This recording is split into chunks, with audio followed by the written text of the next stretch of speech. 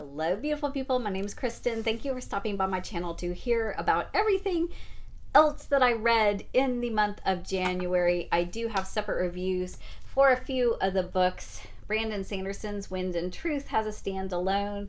It is the fifth in his Stormlight series, and I did like it. It was disappointing that it wasn't the 5-star read that I thought it was going to be, but I still want to know what happens, and I'm looking forward to whenever he gets around to putting out book 6. I also read Amor Towles, The Lincoln Highway, and Anthony Horowitz, Close to Death. They have a separate review. I will leave that link below if you're interested in those.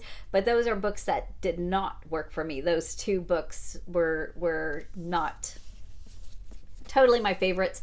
I am also, as of filming, still have a few days left in January, and I'm definitely going to finish this book that I started reading way back in November, Barack Obama's A Promised Land. And it's really interesting that the timing on this, that I'm now reading this in January with the inauguration and all that kind of, as well as Jimmy Carter's funeral and just the politics that are going on now, because he really struggles quite a bit and clashes quite a bit with Joe Biden. And just, it's really interesting in today's context reading about his thoughts and feelings and things that were going on back then. I also just, appreciate revisiting some of the history. And if nothing else, it's really helpful to reflect about how some things don't change. Sometimes we think things are getting so bad, so much worse. And the truth is, there have always in our history been things that were so important and so critical and so debated and so passionate on opposite sides. And for the most part, we work through those and we get to where we need to be. And I always tell my friends and family, some of the things are out of our control. They're so big and the systems are so broken, but you can always do what's right before you. And I also want to say a couple of things that I really appreciated from his autobiography notes on this. One being his heart, that when he started his day, he always got a file every single morning, very first thing, a kind of the State of the Union as far as safety, like if there was anything that maybe was the terrorist network has an alert, or those kind of things that were just really, really troubling, high priority, all that kind of stuff. That was the very first thing he would wake up to, right?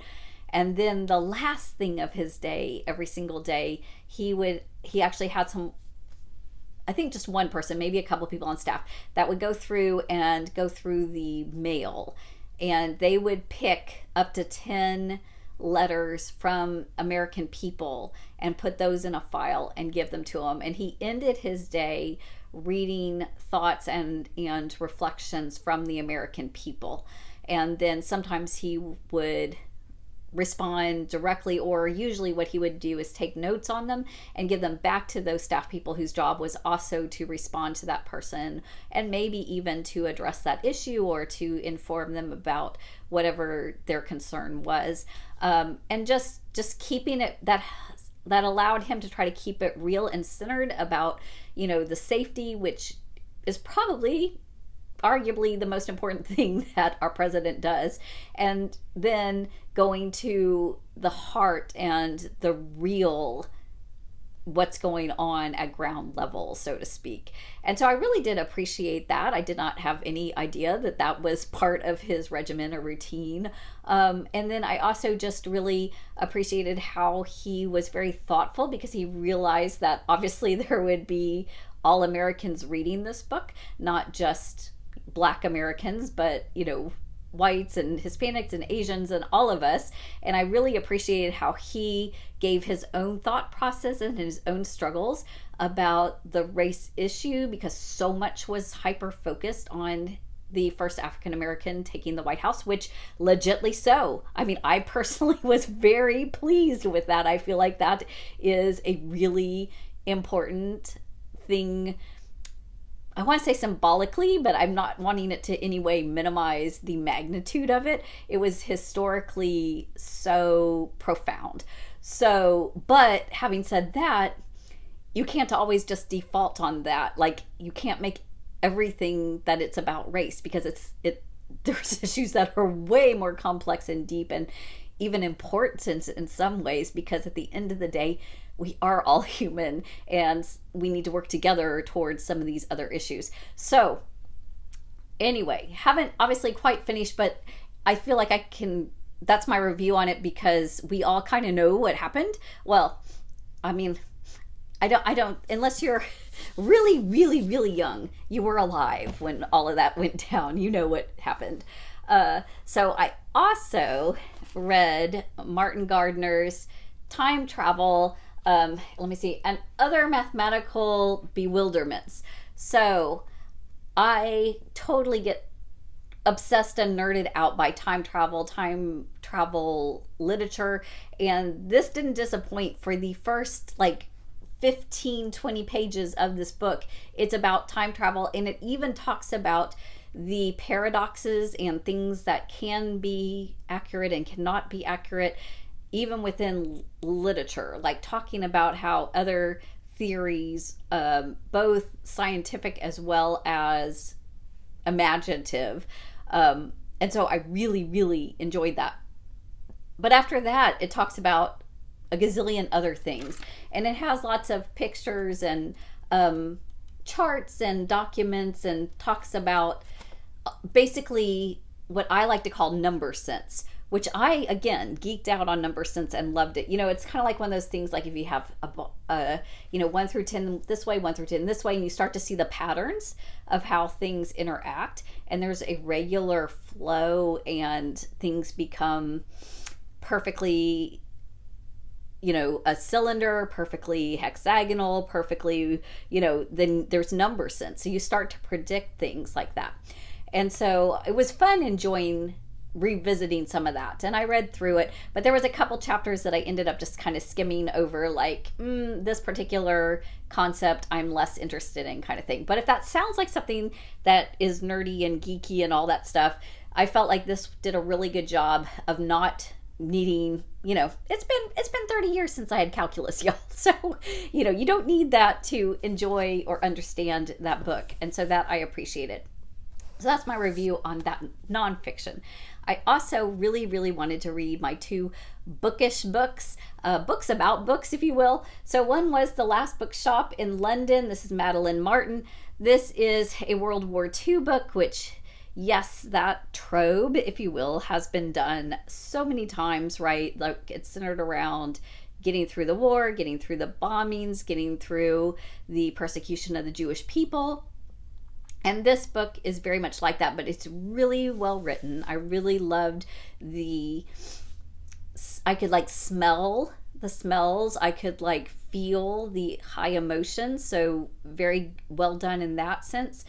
And I did like the new kind of introduction tweak about it being centered around protecting a book and a bookshop, protecting the value of books, and the conversations about how do we protect books and literature from being destroyed or being corrupt or those kind of things. So at the very, very end, it got preachy in the sense of these are the lessons we would like you to know, and that just really often grates me the wrong way. It's like I'm a smart enough reader that I can get it on my own without you spelling it out.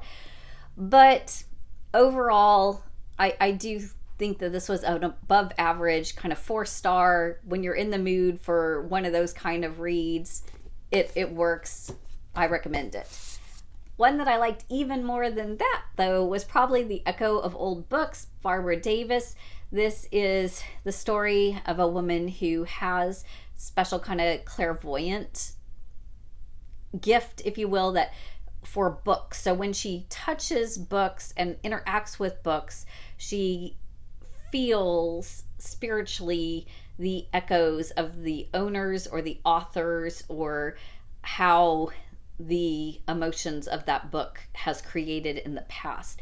And so she comes across a book that's really mysterious, that doesn't list its author. It's bound and published and looks like a regular beautiful collectible book, but doesn't list copyright or publication or those kind of information about it. And then she finds a second one, and they're like two sides from the male perspective and a female perspective, and there's a love between them that has been broken. And so we are going back and forth and figuring out what happened, what is this, why did they even write these books and go through the trouble of having them published in this way. And so it goes from there. Some of it becomes like very coincidental, like how would that even connect to this kind of thing, but it does for the sake of the story. And so as long as you're okay with that, you just accept that. It really does suck you in. I did care about these characters. I did care about what was happening. I wanted to know the answers myself.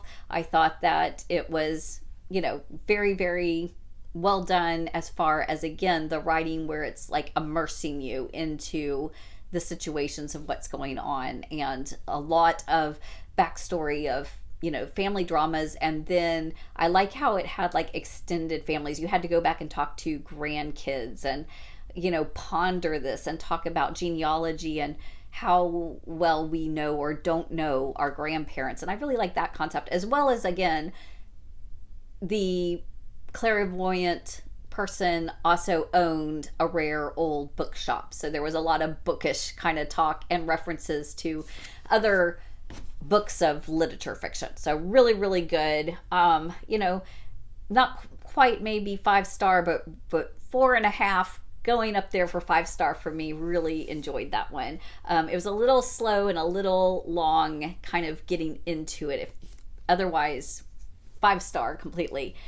Another very sweet, poignant book. I did tear up at the beautiful poignancy of this one, The Traveling Cat Chronicles, Hiro Arakawa. So this is a Japanese with translation book that is the story of a gentleman who owns a cat, but he needs to kind of rehome the cat for reasons that were, not fully understanding. He's moving, he's going to travel, he's going to take this adventure. And so he comes across talking about the stories of previous cats, previous friends, literally taking the cat to different places. And I thought this was the perfect book to be reading while I was traveling. I did read a lot of books in January. The main reason was I was traveling. I was going across the country with my father to take his, my mom's old car to my sister. And so we listened to a couple books on audio, as well as I had a lot of time in a hotel room at night by myself, 2 or 3 hours to read each day. So this is one of those books. And I just felt like it ties in also, it felt kind of that Japanese meditation feel is in this book. It's really, really great. And look at the cover. I mean, totally recommend. I totally love that. For my classic, read Steinbeck Cannery Row. So I thought this was a book I thought I had read in one of the introductions talking about Steinbeck. I thought I had read that Cannery Row took place in a prison or was about prisoners, but that's not quite accurate. It is more, the Cannery Row is like along the pier where they're actually canning the fish, and they are very, very the low income, low class society. And so you have fisher folk, you have homeless that crash out into dilapidated buildings, you have those who are working the dock, you have those who do and don't speak English, you have a beautiful man that owns the grocery store that's just, tying everybody together, trying to take care of himself, but also is invested into loving his community and not letting anybody kind of starve to death, even though he can't go out of business if he extends bad credit to everybody. You also have a really interesting character that is going along being a marine biologist. And so he's known as Doc. And so he's actually studying some of the ecological, biological things going on. And he also just is a deep observer and researcher. And so this feels very much to me like James Joyce Dubliners, or some of those kind of slice of a particular group of people going really deep into characters individually, and the story is just kind of how they live and are tied together, as opposed to a particular plot that carries it along. And I really, really like this. This is going to be one of my favorite Steinbecks that I have encountered so far. So I just really appreciated these characters, how they cared for one another, how they interacted, and just this picture of what it was like in this particularly Cannery Row community. I also got to Maggie O'Farrell's The Marriage Portrait. This is a historical fiction book based off of a true story of a young girl who is married, arranged marriage, and so she is marrying a duke that she doesn't want to be married to. She's too young. We don't exactly know why he would even want to marry. I mean, she was like 14 when he was like getting engaged to her. Originally, he was interested in her sister, who passed away from an illness. And then she passes away just after like a year of marriage. And it's kind of mysterious illness, looks and feels a little bit like poisoning or some foul play. And so this book takes place about that same, over the course of that same kind of year, right? So we see where she's first meeting him, where she's still, a young 13-year-old girl, just, being a girl and being the youngest sister in the house, not needing to worry about it, to the going along with the history of right when she thinks she's married and she thinks that her husband may not in fact have her best interest at heart. And so it goes back and forth between the end of her life and the beginning of her relationship with him. And Maggie O'Farrell's writing is really, really interesting. The struggle with this book is that I never completely cared about the characters or got invested. I was interested in the history, but we know kind of what happens. It's not like we don't know that she ends up dying, right? And so, and we don't know definitively historically. We can't prove whether or not it was just an illness or whether there really was some nefarious play. Although there's historical reasons to think that is likely case. So I'm glad I read it. I don't know that this will end up being one of my favorites. Hamnet was amazing. Hamnet was 5-star for me.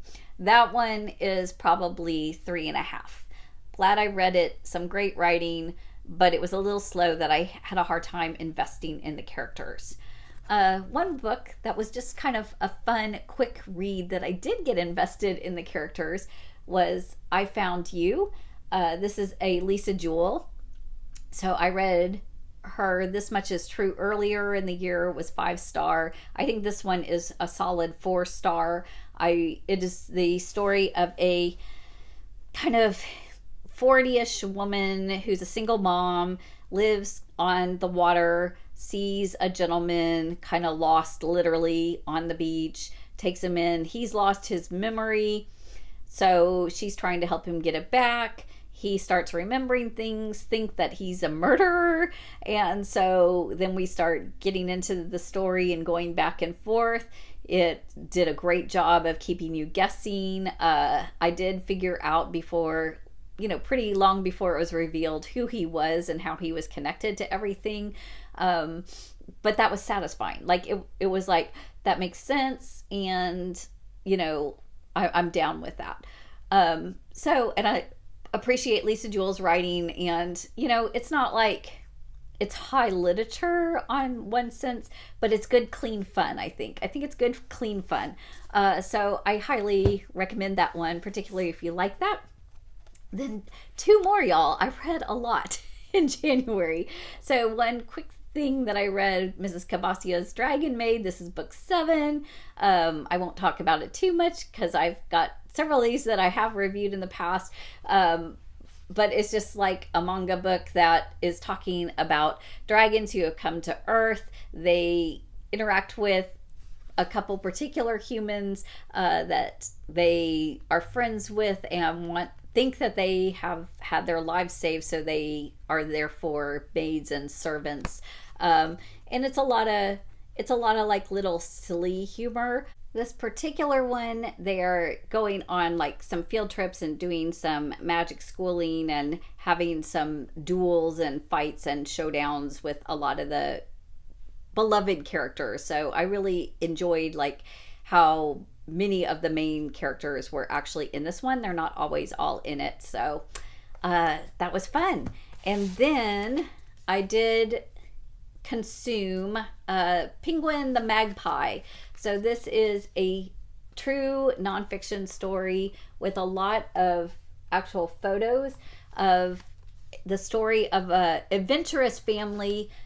They go off on a trip where the mother is seriously injured and she's getting rehabilitated. In the meantime, this magpie bird has also had an accident where it can't fly, and so they're recuperating and interacting and struggling through this time together in a very reflective, poignant, beautifully photographed kind of way. And you can read this entire book even pausing to look at the pictures and think about the story and take it in within a couple hours. So it is a beautiful nonfiction book. It'd be great. I will probably be bringing it back up for Nonfiction November, those kind of things. But that was a lot of books. That was a lot of books in the month of January that I read, particularly noting that I read Wind and Truth and some of those as well. So again, lots of travel time this month, so got a little bit more in than I normally do. Let me know in the comments if you've read any of these or want to read any of these now. How was your January? Hope that you have happy reading, y'all. Take care.